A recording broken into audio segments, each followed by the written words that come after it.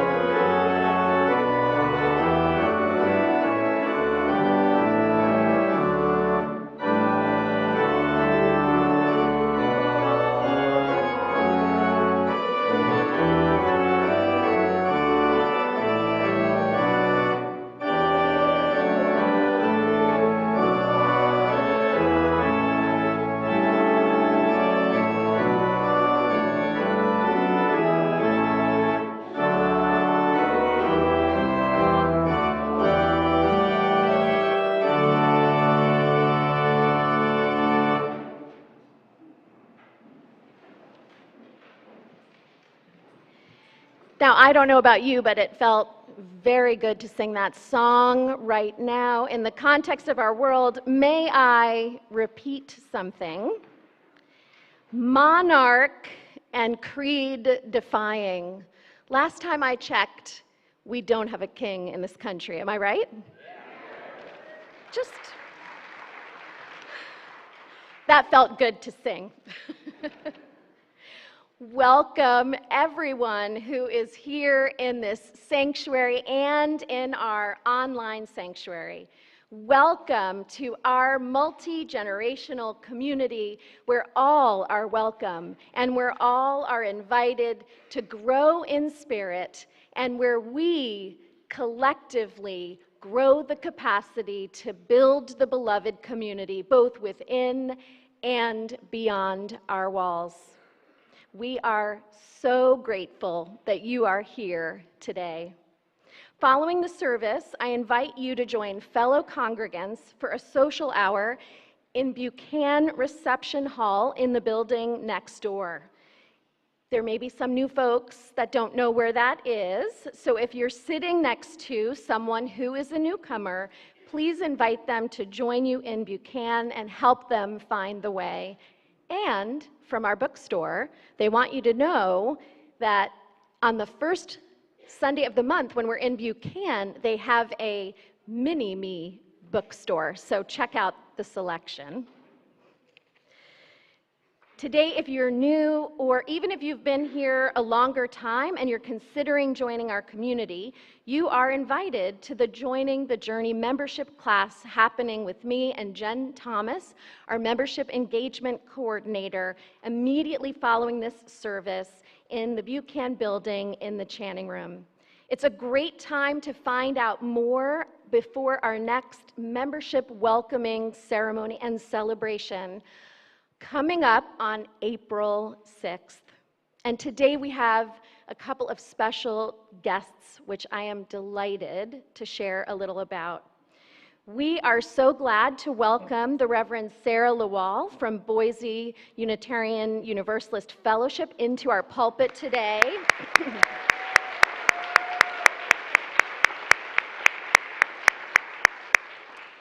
Reverend Sara is here as a part of yesterday's Sewell Justice performance and panel about the state of abortion access, care, and movements of solidarity between Idaho and Oregon.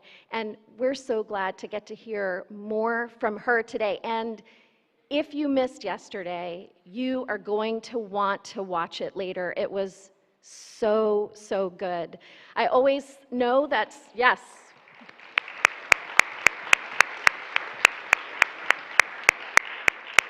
So moving, so inspiring for all of us to keep showing up. And second, we have a special musical guest this morning, Matt Katz, who is a music teacher, songwriter, and producer who will be offering music with Joe O'Donnell this morning. Once again, welcome.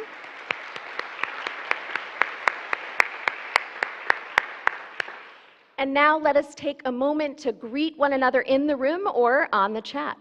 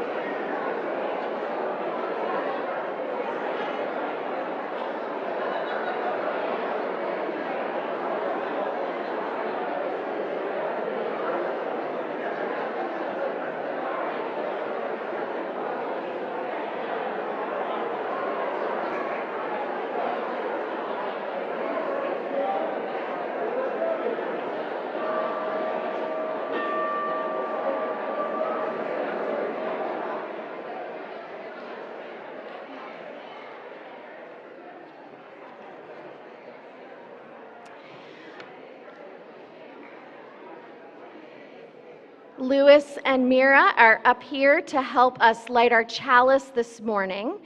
And to the folks at home, if you have a candle or a chalice, I hope you will join us. And let us say together in unison, we are Unitarian Universalists. We light this chalice in faith, in hope, and in love. And Louis and Mira will be back in just a little bit to tell us a story with Reverend Leah later on.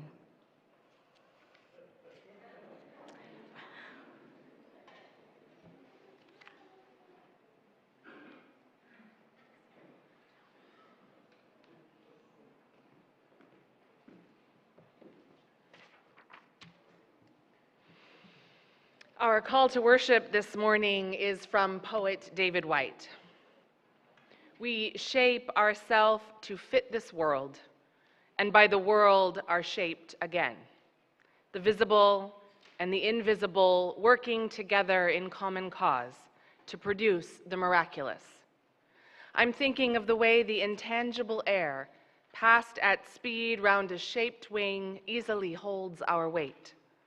So may we in this life trust to those elements we have yet to see or imagine, and look for the true shape of our own self by forming it well to the intangibles about us. Come, let us worship together.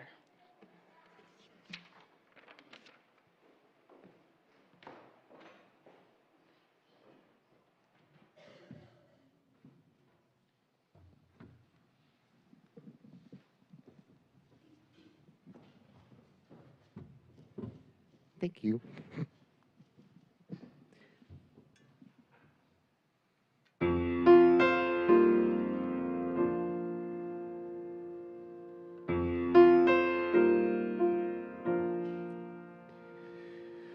The other America, you can find her Sunday sitting by a stream on her own, all alone. The other America, she might show up on Tuesday at your kitchen door. She might ask politely, is anybody home?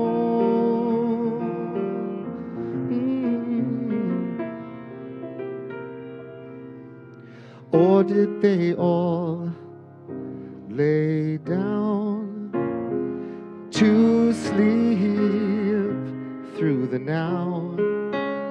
And if they all lay down, I'll be waiting for them at the river bend once they wake from their rest.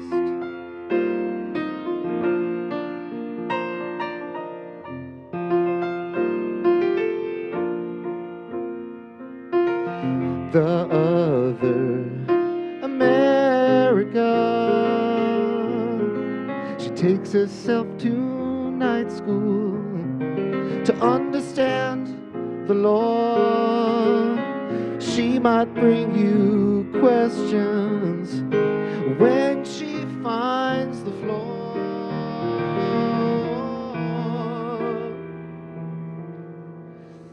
Why did they all lay down to sleep through the now?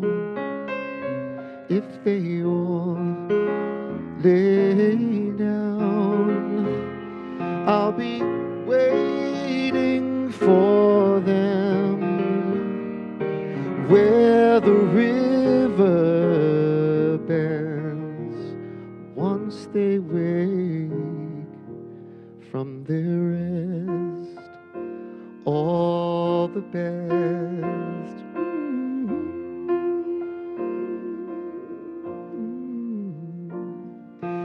The other America.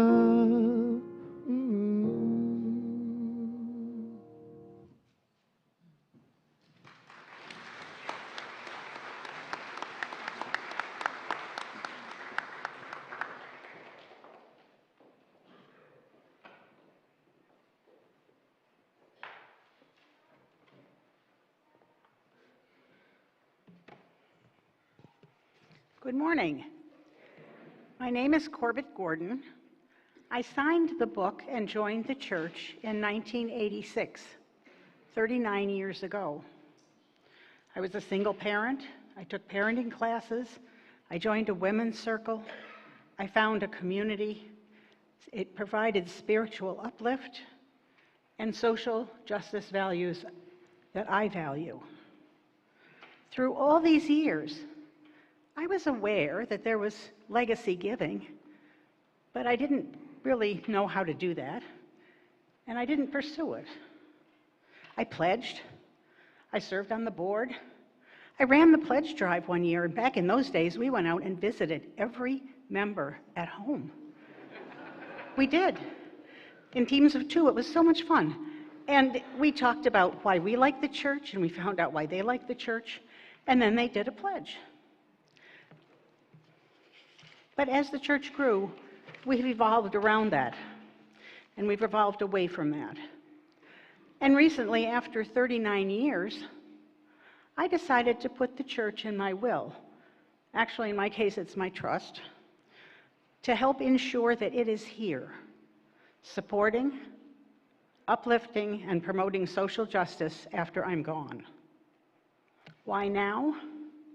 Well, I'm delighted the amazing match fund closed our gap, and I'm worried that it sounds like we might have a chance of losing some federal funding. The foundation operates as an endowment to ensure the stability of funding, and we need to build it up. And it was so easy. I decided to leave a percentage of my estate rather than a fixed amount to the church, a small percentage. But it will fund a sizable gift if I'm hit by a bus tomorrow. Probably quite a bit less if I continue in good health to live a longer life.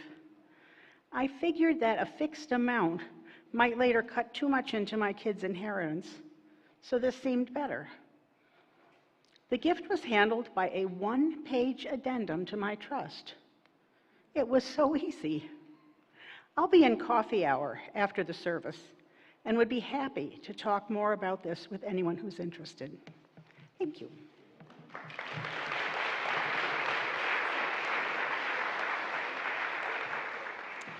Thank you, Corbett, for joining the Legacy Society, and thank you to all of you who have included or will include us in your plans for your estate or will in the future.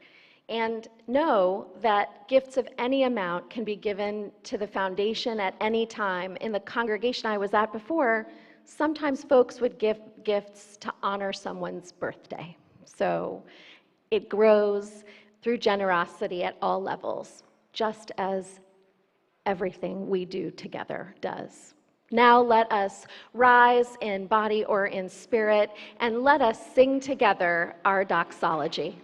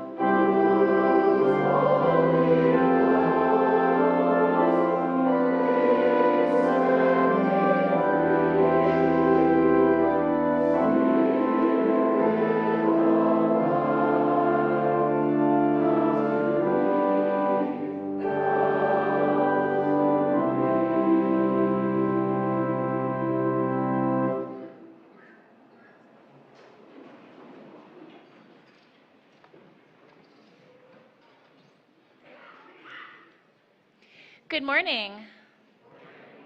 I'm Leah Ungiri, your Acting Lifespan, Faith, Formation, and Family Ministry Director, and I am joined by RE students Louis and Mira. We have a story for you about our March theme, which is vision. Vision can simply mean sight, that many of us use our eyes to literally see. But vision can also mean thinking about and dreaming up and working towards the best kind of future we can imagine. Vision can be about moving towards possibility. And so that is what our story is about today. Maybe by Kobe Yamada, illustrated by Gabriela Baruch.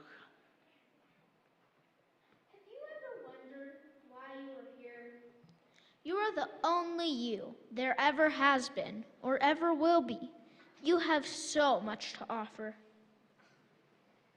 Maybe you will invent something that no one has ever seen before. Maybe you will build things that reach high into the sky. Your life is yours. Try as many things as you can try. See as much as you can see. Wherever you go, take your hopes, pack your dreams, and never forget, it is on journeys that discoveries are made. Maybe you will help others to see the beauty in each day. Or maybe you will lift cheering crowds onto their feet. Do everything with love. Follow your heart and see where it leads you. Maybe you are here to shine a light into places that have been dark for too long. Maybe you will speak up for those who can't speak for themselves.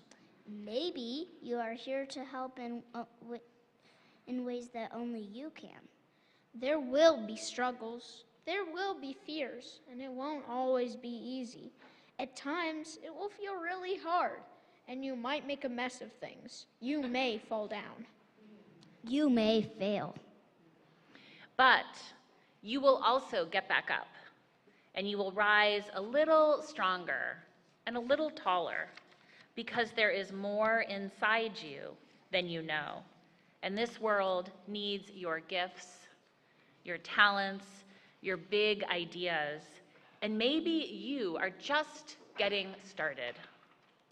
What if you are only scratching the surface of what you can do and who you can be? What if you have talents you haven't discovered yet? There is something powerful, even magical about you. You already have what it takes to do big things. Maybe you have no idea just how good you really can be. And maybe you don't know how much you matter. But maybe, just maybe, the world has been waiting for centuries for someone exactly like you. One thing is for sure, you are here, and because you are here, anything is possible.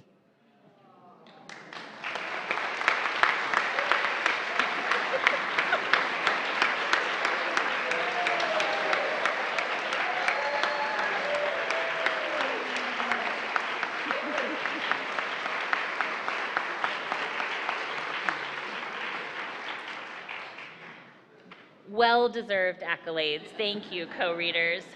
Now I invite all the children, youth, and RE leaders to depart for classes. Louis and Mira are going to lead us, and we bring with us our learning community chalice so that we get to share that flame of community during our RE classes. If you are a new family, please join us. Just meet us right here in the lobby, and we will be happy to show you where to go. And now let's join our voices in a hymn of blessing.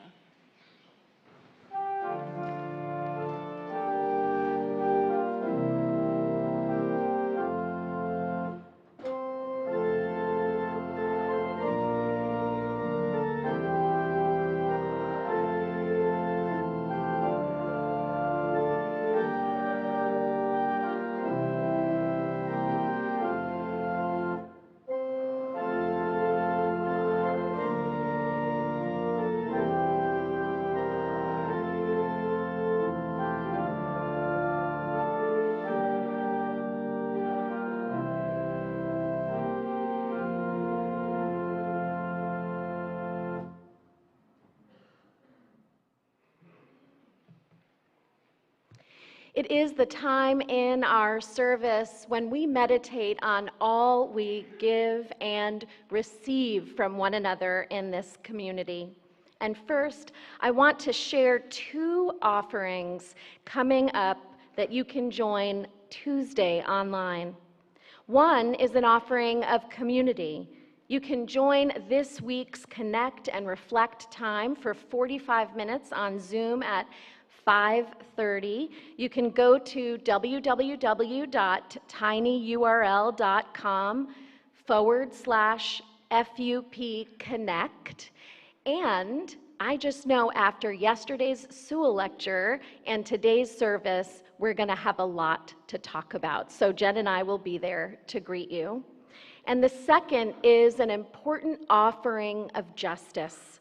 Tuesday night at 7 p.m., registration is still open for the online forum, How Do We Protect Immigrants in Our Community? This is the second in a series hosted by our Immigration Justice Action Group and our Advancing Racial Justice Action Group. And you can find the link in Front Steps, which can be reached at tinyurl.com/FUP news, or go to our website.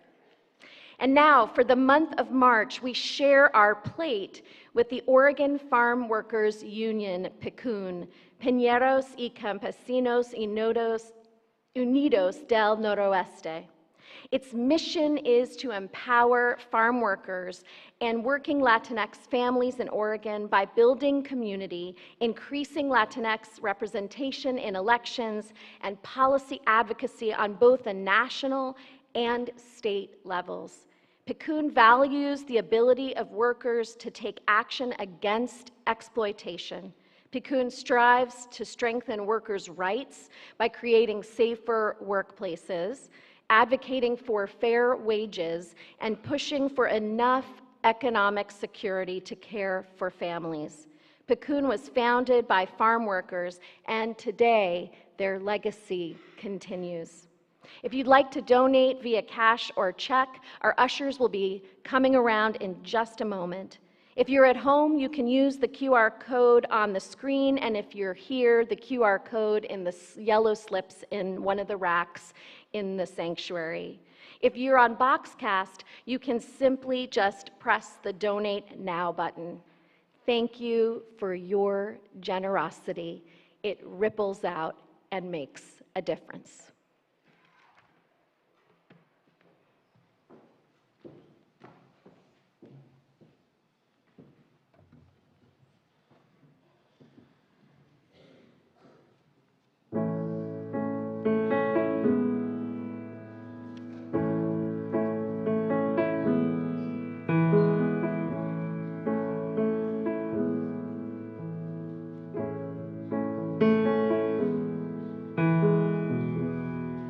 See how the child reaches out instinctively to see how fire will feel. See how the man reaches out instinctively for what they cannot have.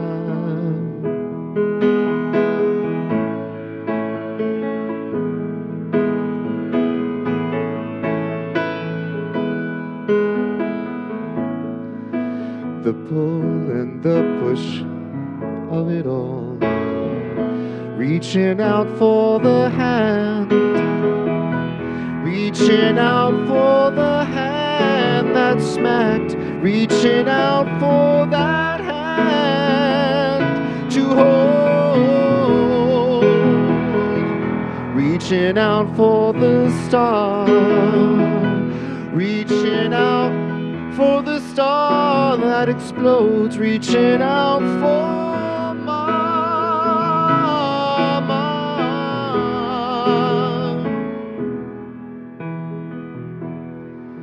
See how the flower leans instinctively towards the light. See how the heart, it reaches out instinctively for no reason but to touch.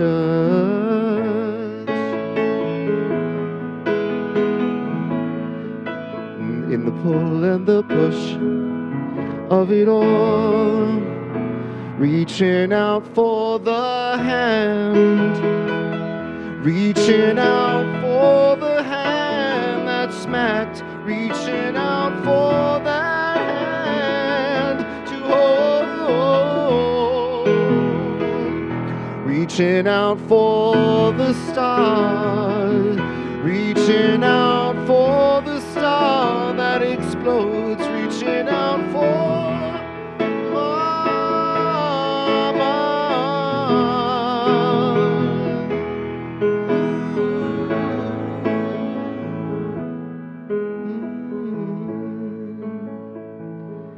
reaching out for mama.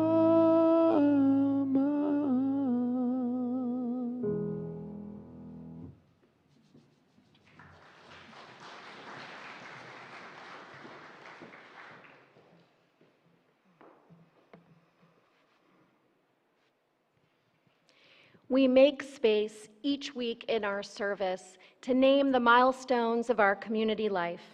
We are a caring community, and pastoral support happens through our ministers and our lay ministers throughout the week, including holding your prayers.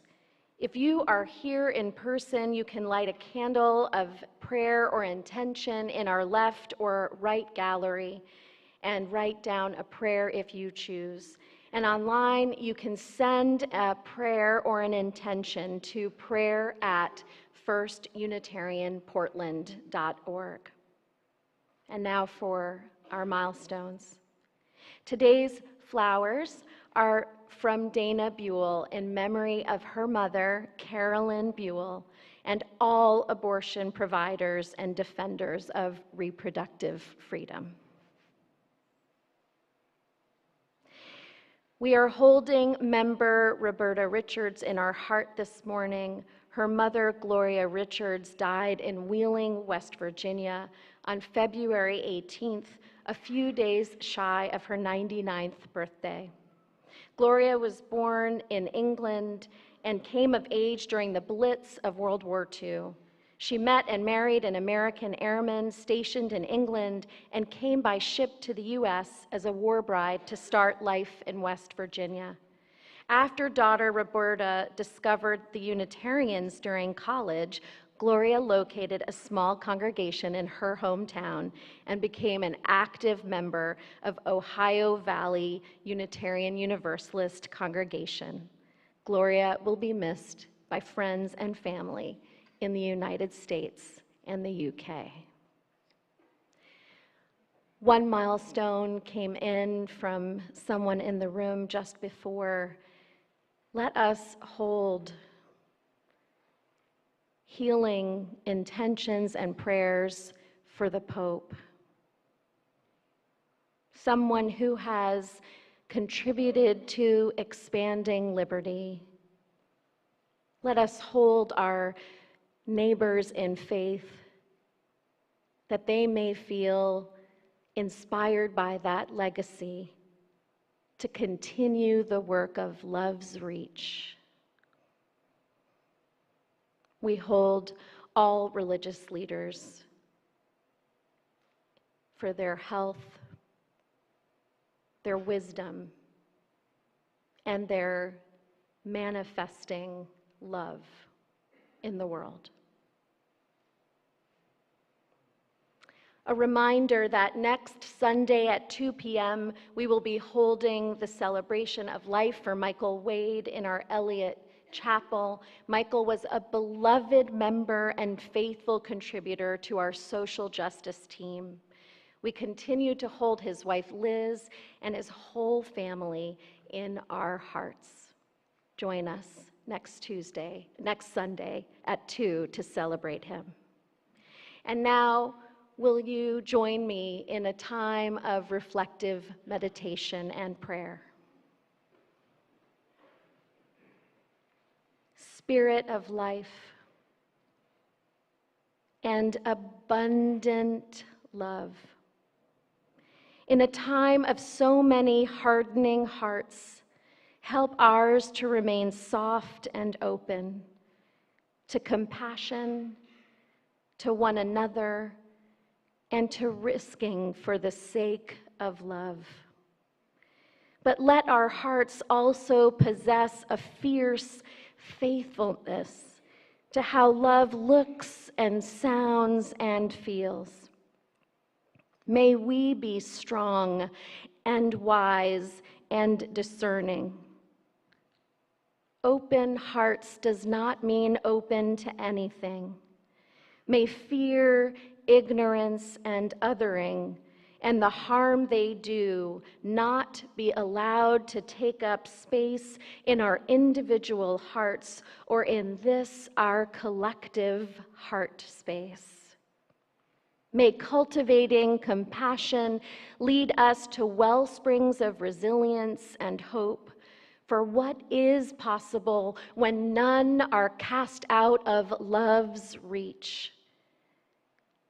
And may that love Grow us continuously into a community of resistance that fiercely protects from the impacts of tyranny, injustice, and hatred.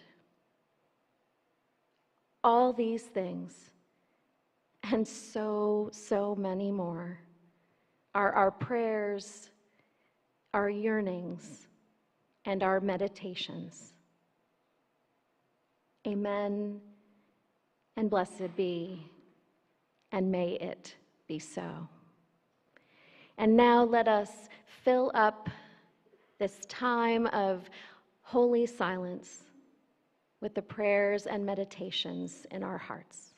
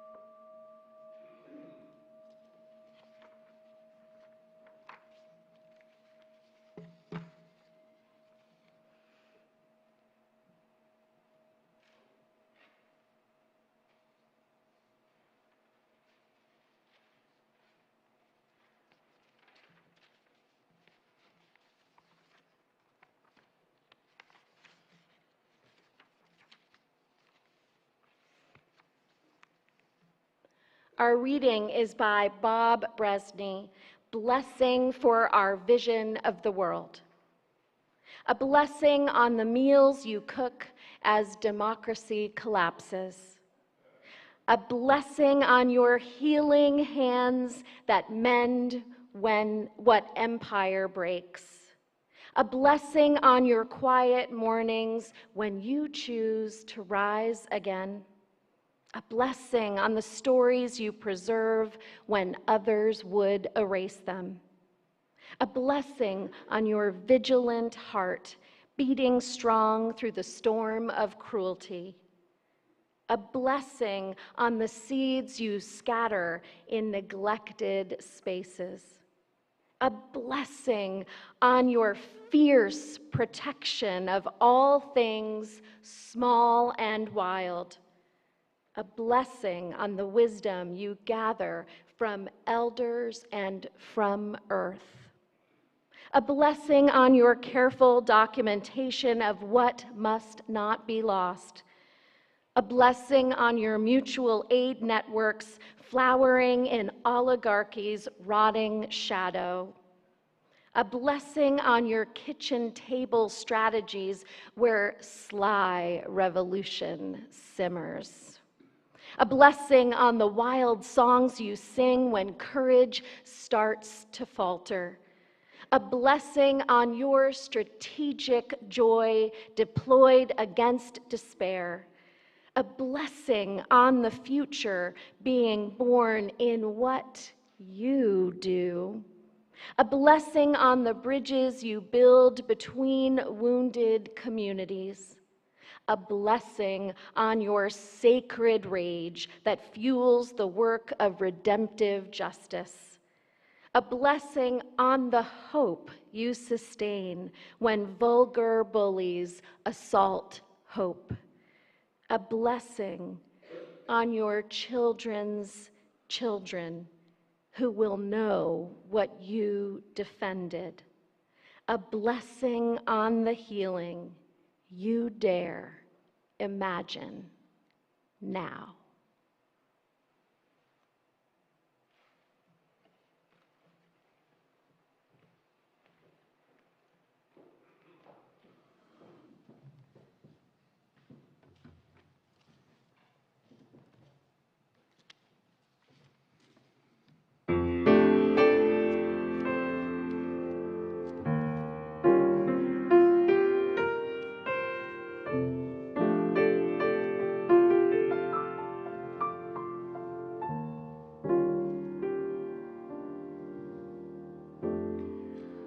Lord, dear Lord, I've loved God Almighty. You're a God of love.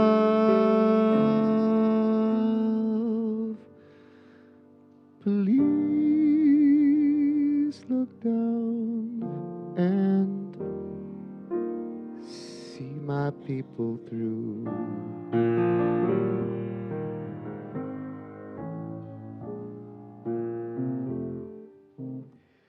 Lord, dear Lord, I've loved God Almighty, God of love. Please look down and see all of us through.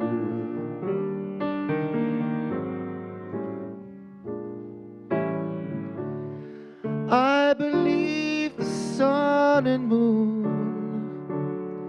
that they shine up in the sky. When the day is gray, I know it's just clouds just passing by.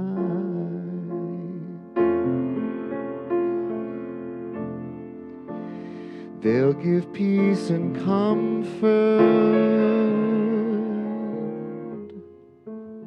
to every troubled mind. Come Sunday, oh, come Sunday, that's the day.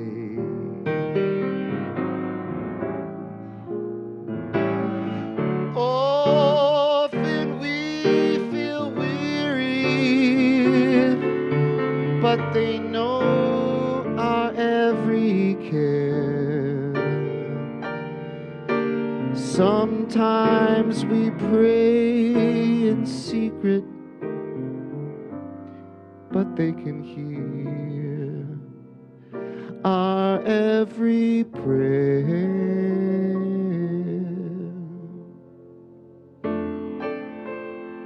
Up from dawn till sunset, we all work hard all the day. Come Sunday, oh, come Sunday, that's the day.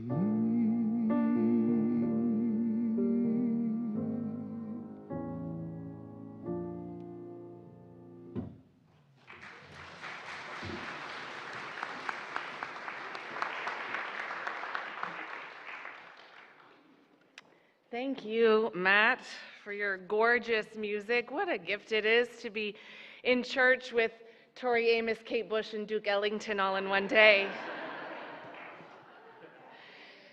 Friends, it is such an honor to be with you this morning, to be invited into your space, both with the Pro Voice Project and A Tale of Two States yesterday, and to be invited as your guest preacher today. This is a flagship church, you know this, I'm sure, in our association. You have been a beacon of light and justice for well over a century, with a legacy of extraordinary ministers. The illimitable Reverend Dr. Marilyn Sewell, who was so revered and respected just as I was coming up in seminary. I started my career as a director of religious education at Neighborhood Church in Pasadena, California, and I remember sitting at General Assembly one year when it was here in Portland, likely one of those times, and hearing the story of the red ribbon around the block of the church labeled hate-free zone against your then proposition. And that was the moment in California when we were starting to fight Proposition 8. And I turned to my colleague who was our church administrator. We both turned to each other at the exact same moment and said, we're going to do that. And we did. And followed by the incredible Reverend Bill Sinkford, whose legacy as our UUA president continues, and what a joy and gift that you got to be with him as your minister following that legacy, and now Reverend Allison's ministry. I have never forgotten that extraordinary General Assembly sermon Allison gave that was my first GA as a newly ordained minister, just as I was setting off to begin my very first settlement. I think I wept through most of it, but it has stayed with me. So thank you again for this extraordinary opportunity and for being who you are. I've never loved using the language of war to describe ministry. As someone who holds deeply the values of peace and nonviolence and serving a faith tradition that also deeply reveres those same values, I've worked hard over the years to purge my vocabulary of violent language and war metaphors. But living in Idaho has made that really hard. Particularly these last several years, as we continue to see a barrage of attacks on our queer and trans communities, the drag community, immigrant communities, BIPOC communities, pregnant people, healthcare professionals, those who identify as women, libraries, schools, teachers, progressive religious communities, and non-Christian faith communities, and so on. I'm sure I've left some out. And these attacks have been ongoing for decades, but have significantly ramped up over the years that I've been there, even before this current federal administration took office, which, as you might expect, has only added fuel to Idaho's fire. Before this current legislative session in Idaho, our legislators had already banned health care for trans youth and trans folks on Medicaid or those with state health insurance. They banned trans women and girls from being able to play on school sports teams. They banned the use of preferred names and pronouns in schools and state-run institutions. They already had abortion trigger bans in place with virtually no exceptions, passing bills that would criminalize healthcare providers and subject them to prison, fines, loss of their license, and another bill which makes it a crime to transport a minor out of state for an abortion without parental consent. They passed a bounty hunter law like Texas that allows anyone related to a pregnant person who had an abortion to file a civil suit of the person and the doctor up to 4 years after the procedure and receive damages of up to $20,000. They've passed a bill that allows children or their parents to file a legal claim against any public or school library if they obtain materials deemed harmful to minors, a bill which applies to our church library. The problem is, as you know, anyone can decide what harmful means bypassing the library's own regulations and systems, and we know this is a veiled attack on the queer community, privileging those who deem homosexuality and other queer identities harmful. And that's just naming a few of the worst bills before this year. This year, the siege on freedoms and rights and humanity in general has been even worse. The very first 2 bills introduced at the start of our legislative session were blatant attacks on our queer and trans community. The first was a memorial telling the Supreme Court that Obergefell was an overreach and they should reverse same-sex marriage protections. The second was a resolution praising Boise State University for forfeiting volleyball games against San Jose State because of their trans athlete. Neither of those bills are actual laws, mind you, nor do they have any legal impact. Neither of them contribute to the governance and well-being of everyday Idahoans, but our legislators chose to make them the very first bills they introduced for a reason. They fired their shot across the bows as a show of force, threatening the very existence of our queer beloveds. In Idaho, we often remind ourselves that we have been living under rising Christian nationalism and policies of Project 2025 for years. And the battles continue. So far this year, in this legislative session that is currently in session, we have seen 20 anti-LGBTQ+ bills flooding the legislature, including expanded bathroom bans and attacks on the drag community using a veil of public indecency laws. We've seen a bill attempting to ban any flags or banners in classrooms except the American flag and the Idaho state flag. I listened to legislators drone on about how that's all we need because we are all patriots. And all of these with a civil right of action where anyone can sue the institution for a violation. We've seen a bill attempting to further criminalize abortions, making them a felony and proposing the death penalty. Oh, and a bill that seeks to make the firing squad the preferred method of execution in Idaho. It's okay to laugh, it's ridiculous. There's an education bill mandating the use of pro-life propaganda videos in any health and human development class, the Baby Olivia video. They're working to repeal Medicaid expansion, which our voters passed by ballot initiative with 68% support. They want to preempt future mask mandates by making it illegal for any city or county to require them. They have completely attacked and gutted diversity, equity, and inclusion in our state universities and all public institutions, and have been at that for years. In fact, Boise State University dismantled both its Student Equity Center and its Gender Equity Center as a result. And the school choice voucher bill was just signed by our governor on Thursday. And perhaps many of you heard the national news story about a North Idaho woman who was forcibly dragged out of a Republican public town hall by private security officers who zip-tied her, offering no identification, all while the local sheriff watched and encouraged them. I'll stop there. It's a lot. And to tell you all of the horrors would take up another hour or more. Suffice it to say that is just a sampling of the attacks being waged in their Christian nationalist war. So perhaps you can understand why I've succumbed to the language of war. They are the only words that describe what it feels like to live under the oppressive thumb of Idaho's state government and be subject to their constant assaults.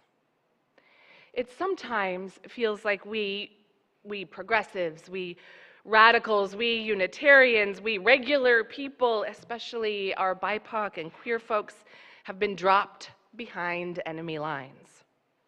Some of us are digging trenches and building strongholds from which we can fight back, and others of us are laying low, keeping our heads down and taking it one day at a time.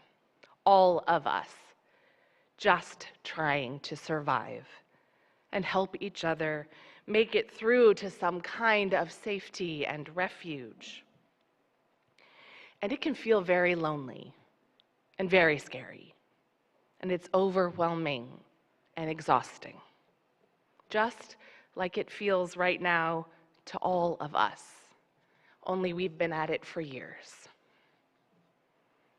As often happens in these situations, particularly during the legislative session, we're in this hyper-reactive state a lot of the time, just trying to deflect the attacks and build up our bunkers to shield our beloveds from harm as much as possible. It is bleak, friends. And I will admit to you that I have felt deep waves of hopelessness for a couple of years now. On more than one occasion, I have confessed to my congregation that I have felt like I have no hope to offer. I, a minister, having no hope to offer. It's pretty dark. And a little bit concerning, because I do believe that part of my job, part of our job, our role, our calling is to help us all find the hope, see the hope, hold on to hope. I have a beautiful sign in my office that says those very words, hold on to hope. But in this ongoing war on freedom and human rights, on love and peace, hope has felt impossible. And frankly, a little bit naive. Like if we let ourselves hope, we might be setting ourselves up for disappointment. I wonder if any of you have felt that recently. Good. I just wanted to know I'm not alone out there on my no hope limb. Shane Lopez, a senior scientist at Gallup, who studies hope extensively, defines it like this: the belief that the future will be better than the present, coupled with the belief that you have the power to make it so. I used to believe that. I mean, I used to be pretty passionate about this belief. Certainly, I believed it when I moved from California to Idaho. That is, until the world turned upside down more than once. And hope felt more like betting on the odds of winning the lottery. And with those odds, why even bother playing at all? But living in this constant state of existential threat is not healthy. Not physically, mentally, or spiritually. We know this, especially for those who live in closer proximity to those threats, those with marginalized identities, those who work in politics or for the federal government, or environmental sustainability, healthcare workers, parents of trans kids like me. All of us whose nervous systems are on high alert all the time. But no hope is not a sustainable way to live. We need hope to survive. We need hope to thrive. What I have learned living in Idaho, especially in these times, is that hope comes with vision. And vision comes from community. Hope comes from casting a vision for the world beyond what we can ever imagine might be possible. Author Rebecca Solnit, in her article, A Case for Hope, writes this. She says, the future is bigger than our imaginations. It's unimaginable, and then it comes anyway. To meet it, we need to keep going. To walk past what we can imagine, we need to be unstoppable. And it's really hard to be unstoppable alone, especially when you're teetering on hopelessness and stuck in survival mode.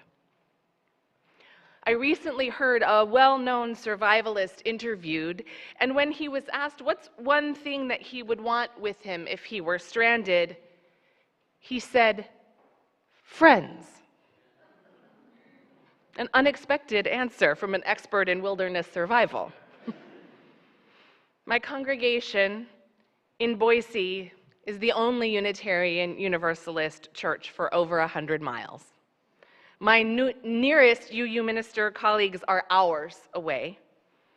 And while I have wonderful progressive interfaith colleagues with whom I have forged great friendships and whose congregations are doing really good work, I often miss the UU connections.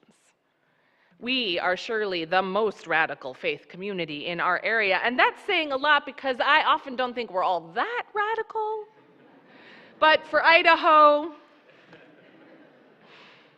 and I miss being with our people and speaking our Unitarian Universalist language of justice and anti-racism, anti-oppression, of LGBTQ+ affirmation and celebration, no questions asked, of climate justice, of reproductive justice.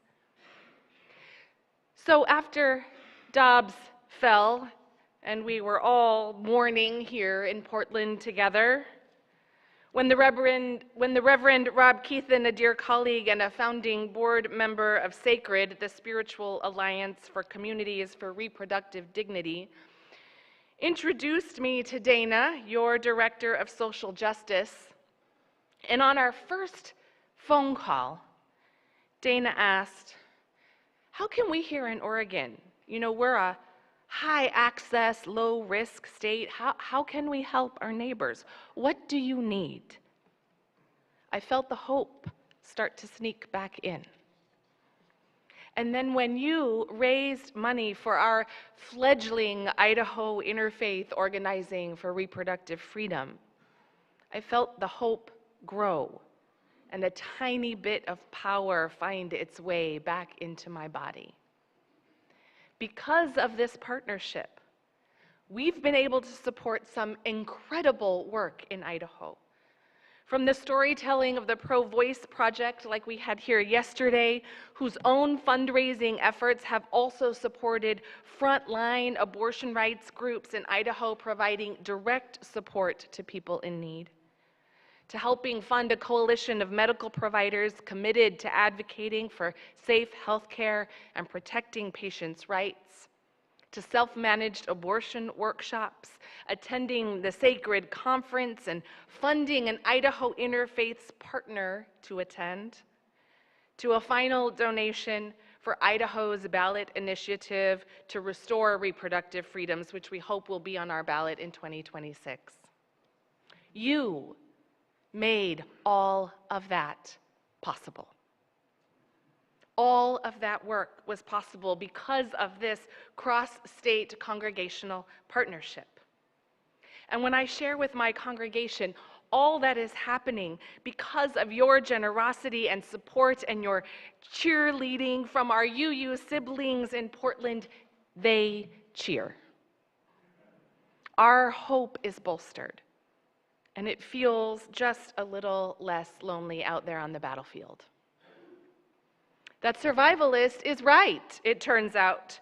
Friends are what will keep us going.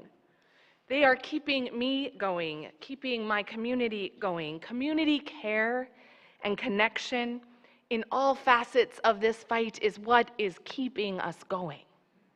That old adage from community organizing, we take care of us. That is the fuel helping us hold on to hope. And you are part of that. You hold the vision when we cannot. You cast the vision when we are too tired to even lift our heads and try. When our fear and exhaustion clouds our ability to see a future of hope and thriving, there you are, holding the vision. This partnership, all of you, are a wonderful weapon in this fight. And I know it sounds weird to call you a weapon, but we're keeping with this war metaphor here. This partnership has fortified us in ways I never would have imagined. It reminds us that we are all a part of something larger than ourselves, part of a larger community of faith whose arsenal is love and justice and joy and connection. A battalion whose battle cry is equal rights for all. Pro-life, pro-family, pro-faith. Yes, we can claim those words too. Whose battle cry is abortion is health care and bodily autonomy is a sacred right. Hold on to hope. May we always keep fighting together. Amen. May it be so.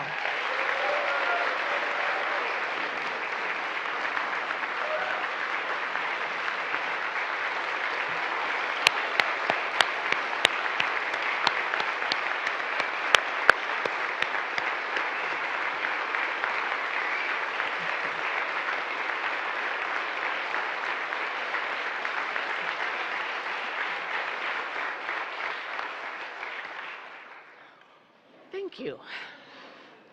That was a lot. You hung with me there. So sometimes we speak the words of vision aloud, and sometimes we have to sing the vision into being. So we're going to do that together with our closing hymn. We're going to sing together hymn number 1018, Come and Go With Me, but we're going to sing it just a little bit differently than you might be used to here. I'm going to invite some interaction. So you'll see the slides on the screen. We'll sing together the first 3 verses, Come and Go With Me. There'll be freedom in that land. There'll be justice in that land. And then I'm going to invite you to shout out some words for that zipper part. Right? What would you replace with justice and freedom? I know you have many words, and we'll sing a few extra verses together with your suggestions, and they don't have to fit syllabically. I'm really good at making them all fit in. And wrap it up together. So be thinking while we sing these first 3 verses. I invite you to rise, embody your spirit, and sing with me, Come and Go With Me.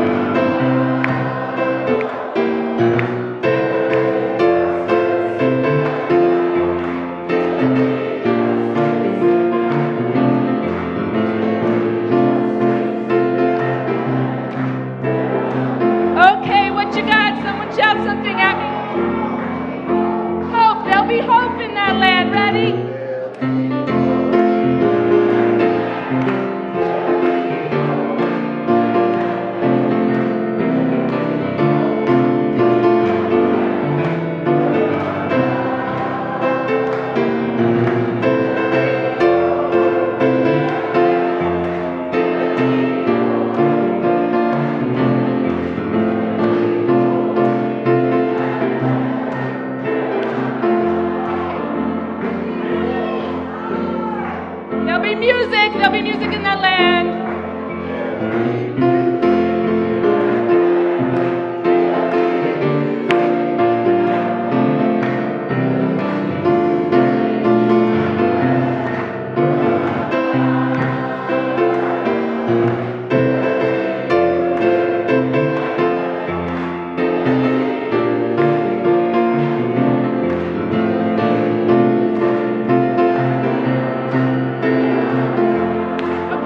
Here, what you got?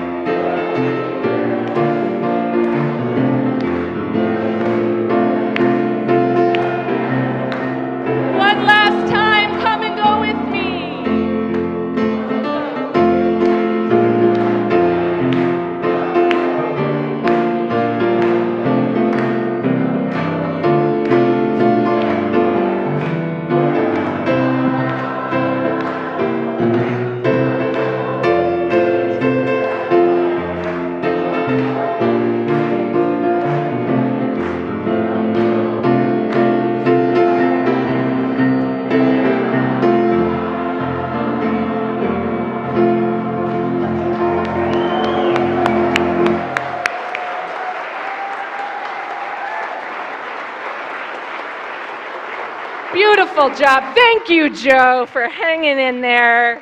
Thank you all. You know, it's moments like that, really, truly, that keep me going. I'm going to invite you to stay standing as you are able and place your hands over your heart for our benediction.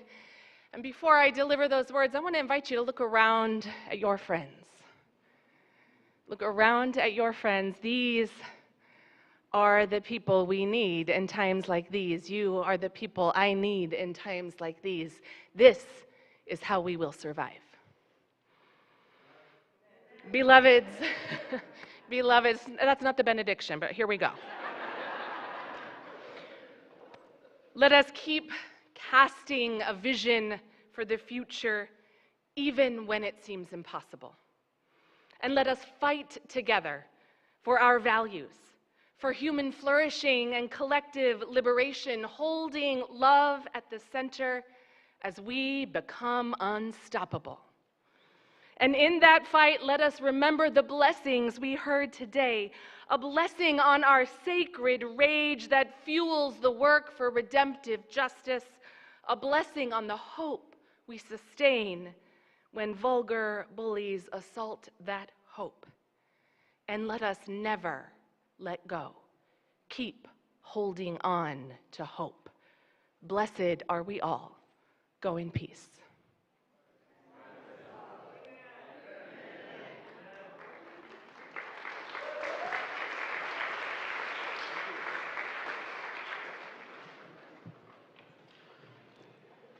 My name's David Livermore. I serve on your board of trustees as your board secretary. This past week's Front Steps had a strong and unwavering statement in support of Reverend Allison Miller and her ministry at our church.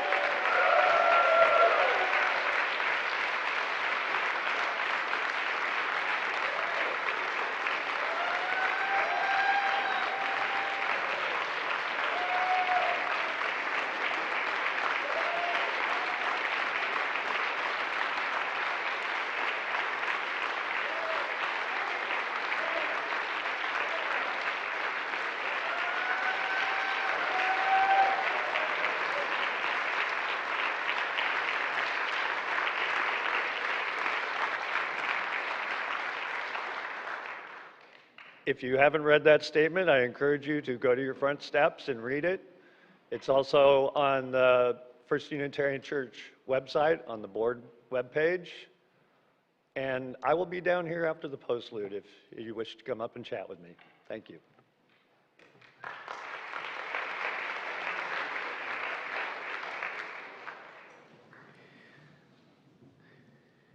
Thank you for having me here this morning. It's been really great to be with you and to sing with you.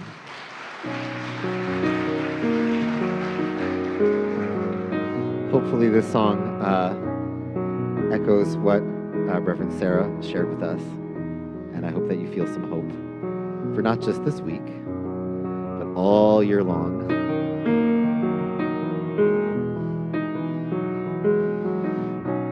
Hang on to the world as it spins around.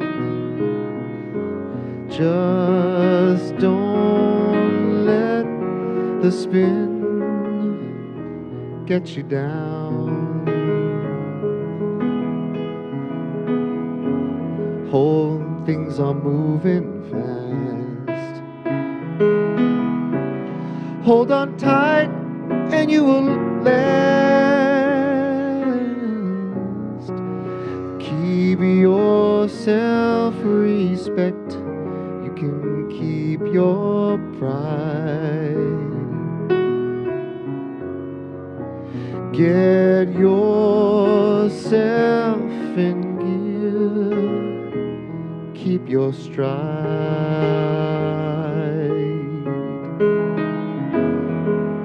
Never mind your fears. Brighter days will soon be here. Take it from me. Someday we'll all be free.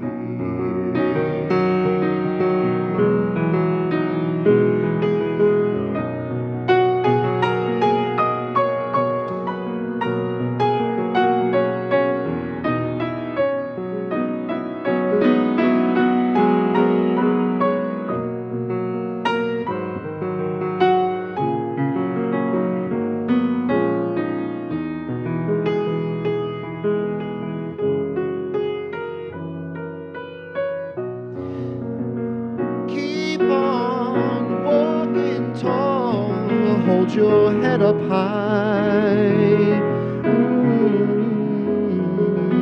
Lay